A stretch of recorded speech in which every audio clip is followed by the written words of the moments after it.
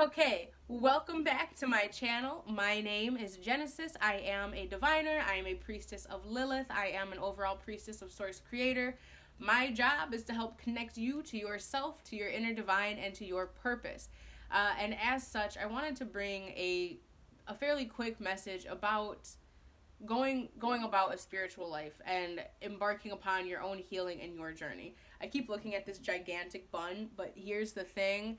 I'm supposed to always have my hair covered when I talk to people according to spirit, and this is how I wrapped it today. So, boop, giant unicorn bun. Um anyway, so all joking aside, it is important to have a couple things in mind before you begin a spiritual practice and before you set about finding a diviner, a priest, a priestess, a healer, a home, or like an elay, a spiritual house, a temple, a church. There are some things to look at and keep in mind. So thing one, or part one, if you're just starting out and you're like, you know what, I really feel like I'm called, I would like to join a church, I would like to join a particular tradition, I'm working with my ancestors, I want to start a new thing. Actually, no, backtrack, because some folks have not even started working with their ancestors yet. So you're just at the point that you're starting out and you want to get into it. You're like, I'm interested in crystals, I'm interested in sage, I'm whatever. Let's take a breath, take a pause, and make a little journal list, a little bullet point list for ourselves, okay? Thing one, take stock of who you are, what nationality you are, where your folks came from. Take stock of the religious practices of your folks. Just write all this down so you have it on hand, so you know where your energies, like your lineage energies, are probably already aligned or where they're already accustomed to working. Um, what is your belief system like? What are you looking for? Are you looking for comfort? Are you looking for growth? Are you looking for depth? Church is great. I'll never discourage anybody from going. That's a lie. I will discourage people from going to organized religion all the time. I don't believe in it. I think it's an absolute fucking sham. You should be finding your own divinity for yourself. That said, some churches are great. Some temples are great. Some spiritual houses are great. And for a lot of people, group worship, fellowship is very important. And that's why I say be mindful and be discerning when you're keeping this in mind. I know that for some reason Catholicism is what pops up in my life. It's what works well for me. That said, I tend to try to go, if I go, on a weekday mass when it's quiet or to a space where there are no people, because my own actual religious spiritual beliefs don't really reflect Catholicism. It's just part of what works with me and my ancestors and my lineage. So having some preparation, kind of understanding what it is you're looking for. Do you want fellowship? Do you want song? Do you want movement? Do you practice magic? Are you a spiritual seeker that is working with nature? That is having a holistic practice. So that's thing one. Thing two is it should be a holistic practice. Your spiritual life should be a practice for yourself, first and foremost. So, not necessarily something external, even though you might go somewhere external or speak about it or experience it externally. It should be something for you. So, whether or not you believe Jesus Christ is your Savior, or if you know, you have an orisha over your head and that's balancing you out with their medicine, or if you, whoever you work with, you have to have that practice within yourself first. So before starting a spiritual tradition, before deciding on a particular path, what are you doing with yourself every day? When you wake up in the morning, are you recording your dreams? Are you kind of setting the tone for your day? Drink some water, wash your hands and face, be like, all right, I'm grateful I woke up. Here's what I want to do today. It's very much a practice of self-awareness, okay? And I'm saying these things to segue into finding a reader, finding specific people for a reason. So, say, you, for a couple months, have been doing your journaling. You still really feel like you want to get a reading. You're not confident doing it yourself or haven't found somebody yet. You want some more insight. You would like to take the next step. All right. So, there's some stuff to do before you actually book a reading. And I'm saying this, I don't mean to sound rude. I'm saying it to help you have the most success, to help them, the most information come through in your reading. Pardon me. um so if somebody books with me and they have not been doing anything, like they've been thinking about a spiritual practice, they've been thinking about emotions, maybe they've been journaling a little bit, they've been crying, they've been letting some stuff out, they're like, okay, some shit's changing, but they haven't checked in with their ancestors at all. That's going to come up in your reading. When you sit down, they're going to be like, hey, we're here. She has not been talking to us. We've been trying to put some messages through. Here's where we try to send them. Here's what. So, have you been talking with your ancestors? Just save yourself this conversation. Save yourself this question a month before you want to book a reading. And I advise booking a month out. A month before you want to book a reading, start working with your ancestors. The moment you see this video, start working with your ancestors. Make sure you're setting out, and I say this so often, other people say it so often, but I didn't know it for a long time. So if I repeat a lot of things, chances are I learned it from experience, right? So work with your ancestors first. When you work with your ancestors first, they put you in greater alignment. And it's important to be calling your benevolent ancestors your honorable ancestors, i.e. those who are most upright, who want you to be living that actualized dream, who want you to be inheriting wealth, who want you to be getting back what it is you're supposed to be getting back.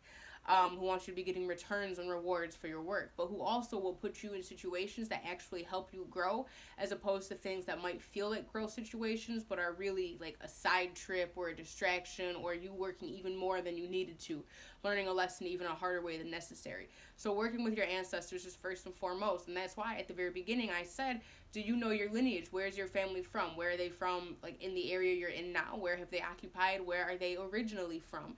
If you're in the U.S., most of our folks was originally somewhere. Unless you are 100% full-blooded Native American, your family came from somewhere. They came from multiple somewheres. So I would advise you to consider where those multiple somewheres might be, and what the energetic practices, spiritual practices, with the climate, with the geography, all of that is there.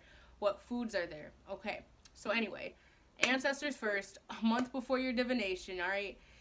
Be putting out like a candle, a white candle, a cup of water, share a meal every once in a while. You got photos of folks, put photos up. If you know they like tobacco, blow some tobacco smoke or burn some tobacco over there.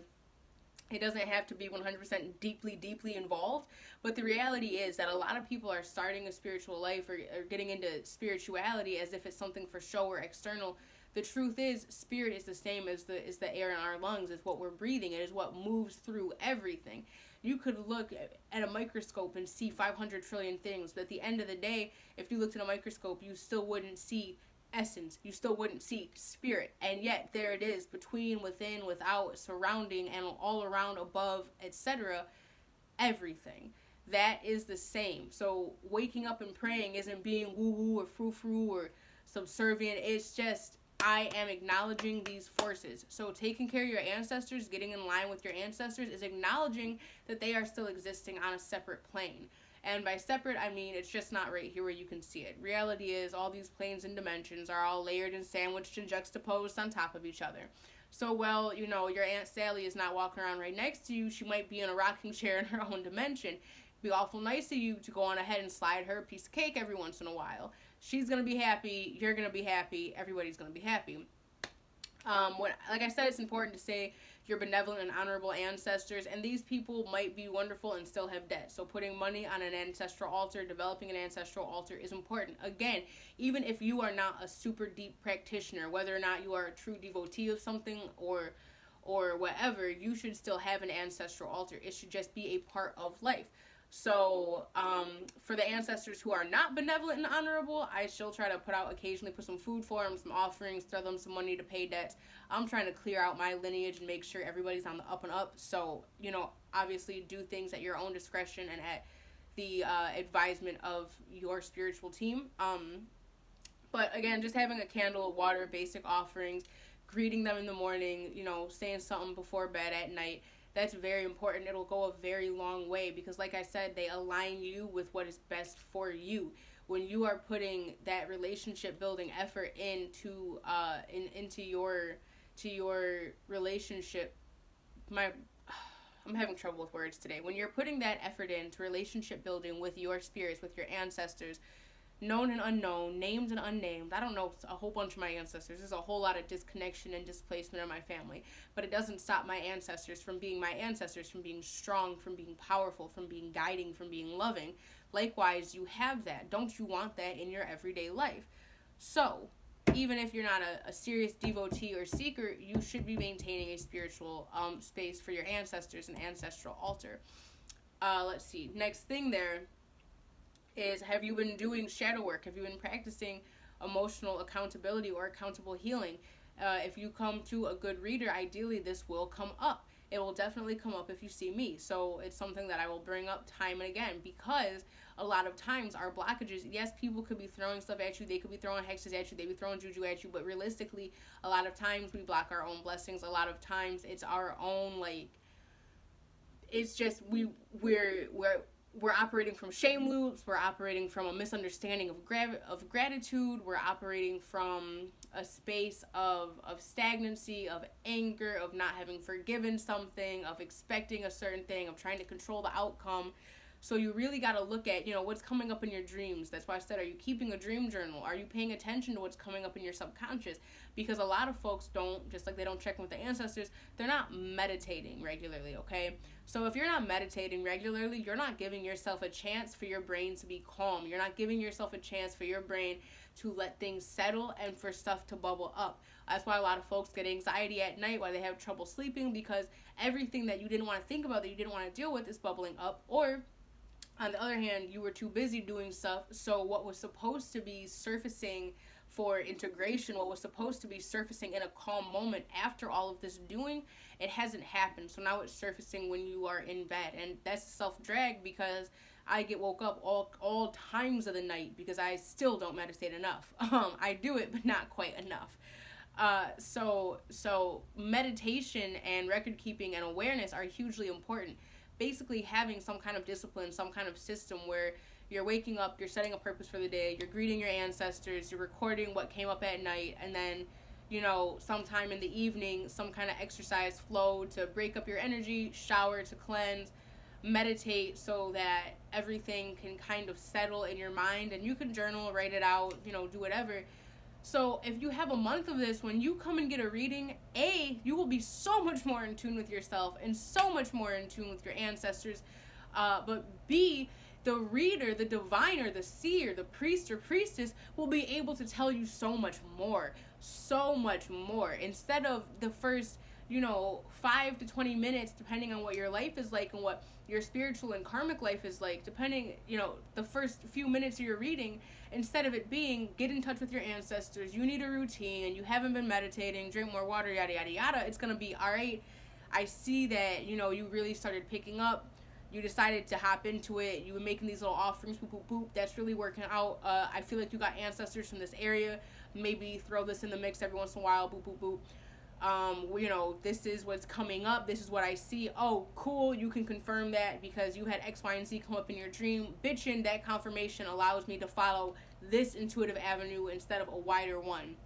When you have information, when you know what's going on, and you can give a reader or a diviner feedback or confirmation either in the conversation, if it's face-to-face, or, if they email it, if they record it for you, you can send it. It's so much better for you.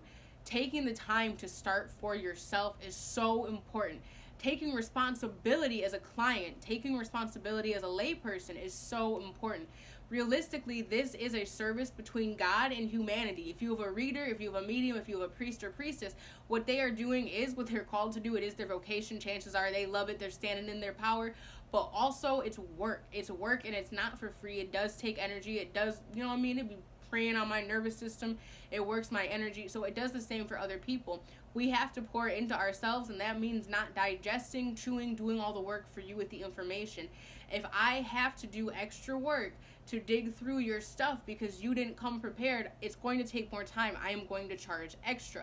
If I have to do offerings for your ancestors, if you book with me and I say it's going to be $30 additional because I need to go buy flowers, fruit, alcohol, then I know that there is extra work. It's going to cost more.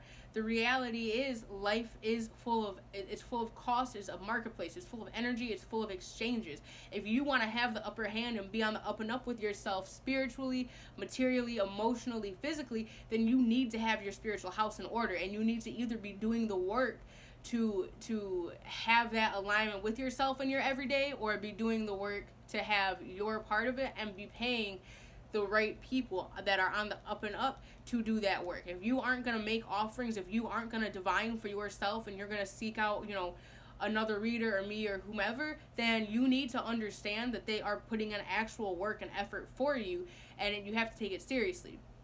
The other part of this, and I'm going to try to keep this short because I know it's already at 15 minutes, is that this is, again, a serious thing. The same way you set a doctor's appointment, the same way you set a therapy appointment, you need to have that kind of mindset when it comes to seeing your reader, your priest, your priestess, your mambo, whomever. You need to make sure that you are scheduling this time out, that if you have symptoms going on, if you have some weird shit happening, you've had some strange occurrences, you got some fucking panic attacks, I need to know about that. I need to know what your energy's been like. I need to know what you've been up to, and be real about your diet, be real about any questions asked, no shame, because I want to look at what my scope of practice is, what my area of expertise is, so I can tell you, hey, I think this is some internal stuff. I need you to follow up with your therapist. Hey, I think this is some bad juju shit. I need you to take this bath. I need you to secure these items. Hey, I need you to make this offering.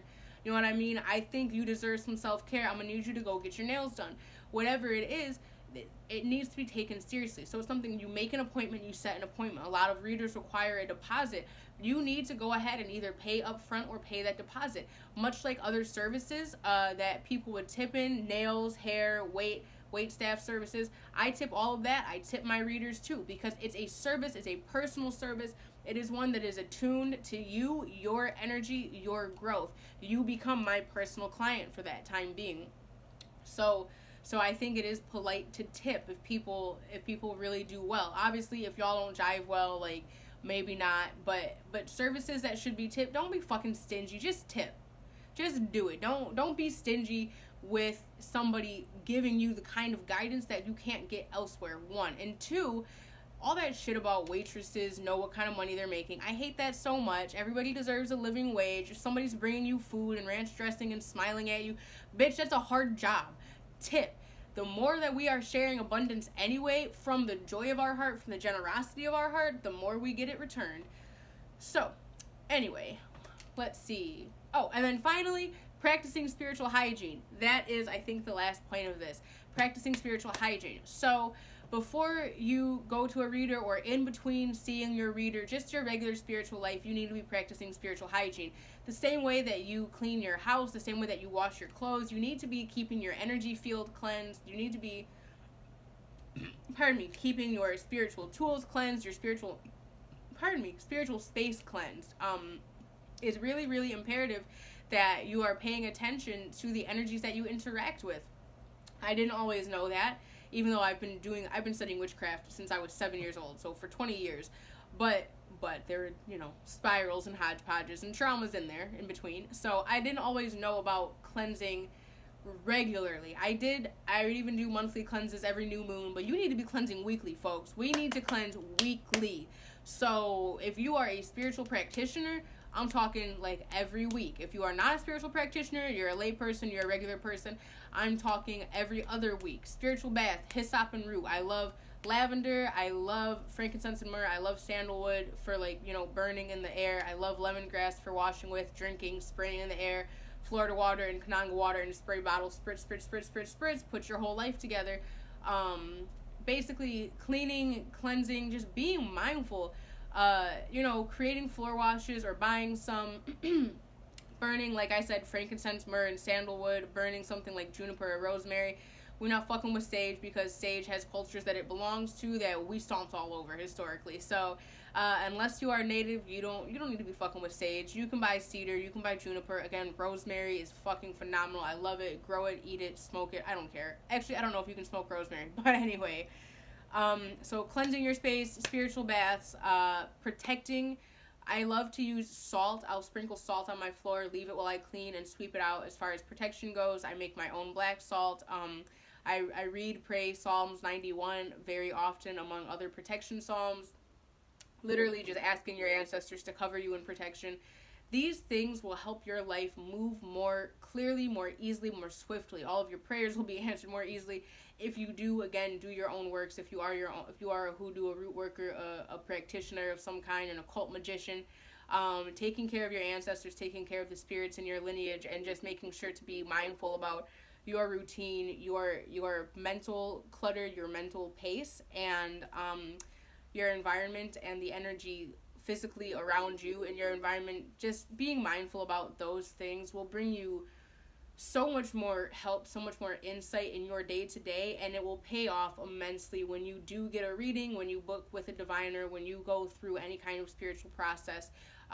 Knowing yourself, being aligned with your heart space, being aligned with your ancestors, and just keeping your space clean, clear, and protected will go so very far. So I just wanted to share that message. I've tried taking this video a few times. Today, luckily, I was able to take several videos and actually get them done and get the words out there. So I hope that was helpful. I hope for anybody who's starting out that gives you a little bit of insight, and that you take that to heart so that you can be getting the most out of anything that you're paying for. Because realistically, these things cost money. I charge $100 an hour for new clients. I charge $75 for follow-up, $65 for divination free consultations.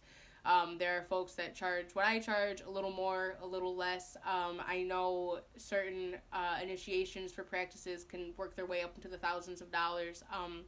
So not everything is like Christianity where it doesn't cost money, it just costs prayer. When you really, really get into it and getting to know yourself and getting to know spirit, because we can talk about that another day. When you really get into it, you realize stuff costs, and you need to be feeding yourself, feeding your inner spirit, feeding your inner guidance, feeding your folks and your team, and you want to have the insight to do so effectively. So anyway, that is all. Today is November 11th. It's the 11/11 portal. If you're seeing this today, let me know, and I will take some discount amount off. If you see this later, actually just let me know that this is the video that you watched that made you get a reading with me, and I will give you a discount off of that reading, just a surprise amount, anywhere from like $5 to $50. I really don't know yet.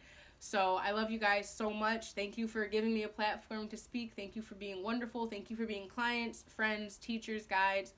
I love you. I cannot wait to see what you do in the world. Stay hydrated. Check your perspective.